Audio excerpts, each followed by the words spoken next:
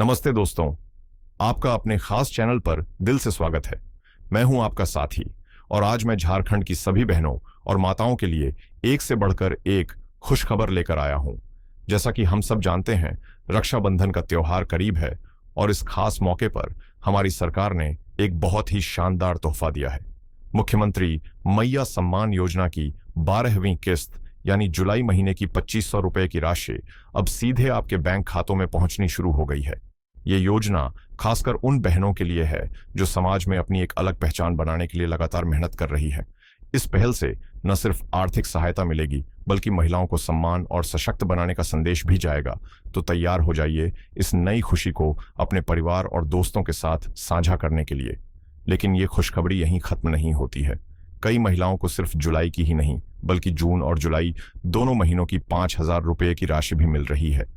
मगर दोस्तों, जहां लाखों बहनों के चेहरे पर मुस्कान है, वहीं कुछ ऐसी बहनें भी हैं जिन्हें अभी तक एक भी रुपया नहीं मिला है और वे चिंतित हैं।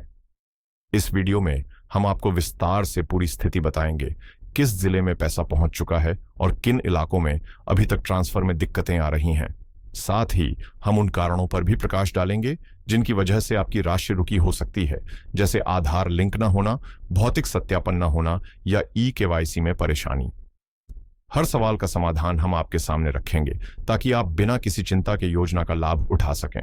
इसके अलावा हम अबुआ आवास योजना और प्रधानमंत्री इंटर्नशिप योजना की ताज़ा अपडेट्स भी आपके साथ साझा करेंगे ताकि आप हर नई जानकारी से अवगत रहें। तो दोस्तों, कहीं भी ना जाइएगा और इस वीडियो को अंत तक ध्यान से देखना मत भूलिएगा। अगर आप हमारे चैनल पर नए हैं तो तुरंत सब्सक्राइब करें और घंटी आइकन भी दबा दें ताकि आने वाली हर महत्वपूर्ण जानकारी आपके पास सीधे पहुंचे और आप किसी अपडेट से न चूकें। अब बात करते हैं उस बड़ी खबर की जिसका आप बेसब्री से इंतजार कर रहे थे। सरकार ने रक्षाबंधन के खास मौके पर अपना वादा पूरा करते हुए मैया सम्मान योजना की जुलाई महीने की 12वीं किस्त का भुगतान शुरू कर दिया है।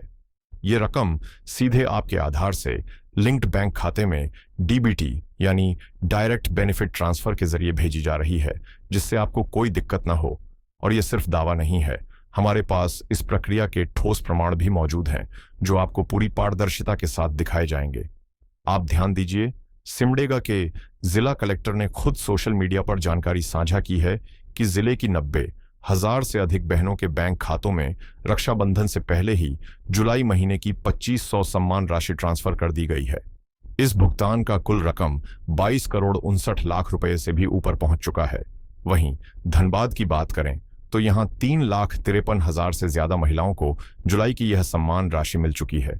उपायुक्त ने बताया है कि कुल मिलाकर 88 करोड़ 29 लाख रुपए से अधिक की राशि का वितरण किया गया है।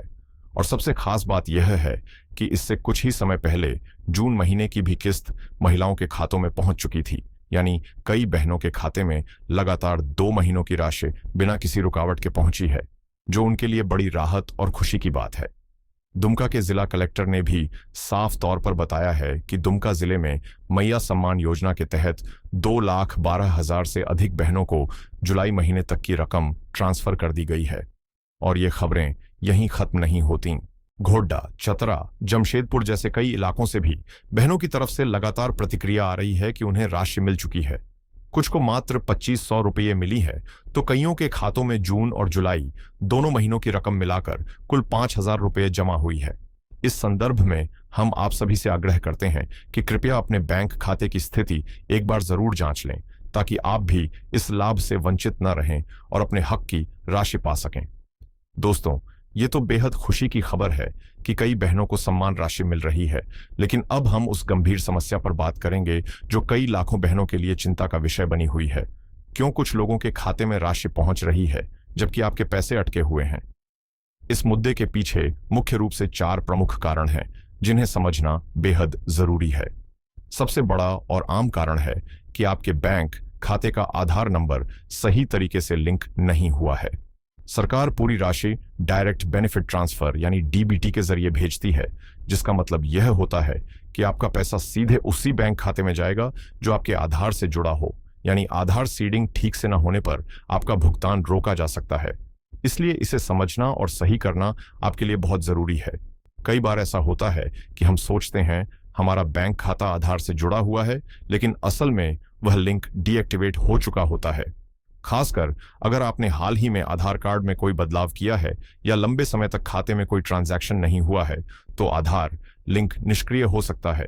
उदाहरण के लिए केवल धनबाद जिले में ही करीब 27,000 महिलाएं इसी वजह से इस योजना का लाभ पाने से वंचित हैं। दूसरा बड़ा कारण है भौतिक सत्यापन का अभाव। सरकार ने इस योजना में धोखाधड़ी रोकने के लिए कड़ा रुख अपनाया है, क्योंकि कई जगहों पर अपात्र लाभार्थी या पुरुष भी योजना का फायदा उठा रहे थे। इसलिए अब हर एक लाभार्थी का भौतिक सत्यापन अनिवार्य कर दिया गया है ताकि योजना का लाभ केवल सही और पात्र महिलाओं तक पहुंच सके। इसका मतलब है कि संबंधित अधिकारी आपके आवेदन की जमीन पर पूरी तरह से जांच पड़ताल कर रहे हैं, और जब तक आपका भौतिक सत्यापन पूरा नहीं होता और आपको पात्र नहीं माना जाता, तब तक आपकी राशि जारी नहीं की जाएगी। इसके अलावा एक और महत्वपूर्ण कारण है ई-केवाईसी का अधूरा रह जाना।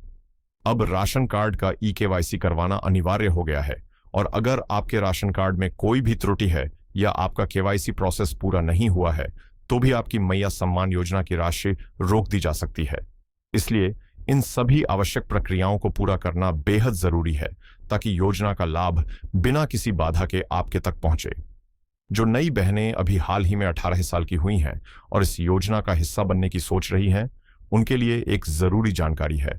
इस समय नए आवेदन पूरी तरह से बंद हैं। पोर्टल पर तकनीकी दिक्कतें चल रही हैं और सरकार की ओर से भी फिलहाल नए आवेदन स्वीकार करने का कोई आदेश नहीं मिला है। इसलिए कई जिलों में 50 से 60 हजार से अधिक योग्य महिलाएं आवेदन करने में असमर्थ हैं। लेकिन दोस्तों, जहां समस्या है वहां समाधान भी मौजूद है, तो घबराने की कोई बात नहीं। बस आप जो मैं आपको बताने वाला हूं उसे ध्यान से समझिए और सही कदम उठाइए ताकि आने वाले मौके का पूरा लाभ उठा सकें। सबसे पहले आप अपने नजदीकी सीएसपी सेंटर या बैंक शाखा का रुख करें और वहां के कर्मचारी से अनुरोध करें कि वे आपके आधार सीडिंग या डीबीटी की स्थिति जांचें। यदि आपका लिंक डीएक्टिवेट हो गया है तो तुरंत उसे सक्रिय कराने के लिए आवश्यक फॉर्म भरना न भूलें। जहां तक भौतिक सत्यापन की बात है, इसके लिए आपको कहीं दूर जाने की जरूरत नहीं। आप अपनी पंचायत के पंचायत सेवक, आंगनबाड़ी कार्यकर्ता या सीधे प्रखंड कार्यालय से संपर्क कर सकती हैं, जहां से सत्यापन के लिए फॉर्म मिल जाएगा और पूरी प्रक्रिया सरलता से पूरी हो जाएगी। अपने राशन कार्ड का ई-केवाईसी करवाने के लिए आपको अपने स्थानीय राशन डीलर के पास जाना होगा, जो बेहद आसान और त्वरित प्रक्रिया है, जिससे आपकी पहचान सुनिश्चित हो जाएगी और योजना का लाभ बिना किसी रुकावट के मिलना शुरू हो जाएगा। जो बहनें अभी नई आवेदन प्रक्रिया में शामिल होना चाहती हैं, उन्हें कुछ समय और धैर्य रखना होगा, क्योंकि सरकार ने अभी पोर्टल को पुनः खोलने का फैसला नहीं किया है। जैसे ही ये प्रक्रिया शुरू होगी, हम इसी चैनल पर सबसे पहले पूरी जानकारी और कदम दर कदम गाइड आपके साथ साझा करेंगे। इसलिए चैनल को सब्सक्राइब करना न भूलें ताकि कोई अपडेट आपसे छूटे नहीं। अब बात करते हैं दो अहम योजनाओं की। सबसे पहले अबुआ आवास योजना को लेकर एक चिंता की बात सामने आई है। ग्रामीण विकास विभाग ने जितनी राशि की मांग की थी, उससे कम फंड मिलना इस योजना की गति और किस्तों के भुगतान पर असर डाल सकता है।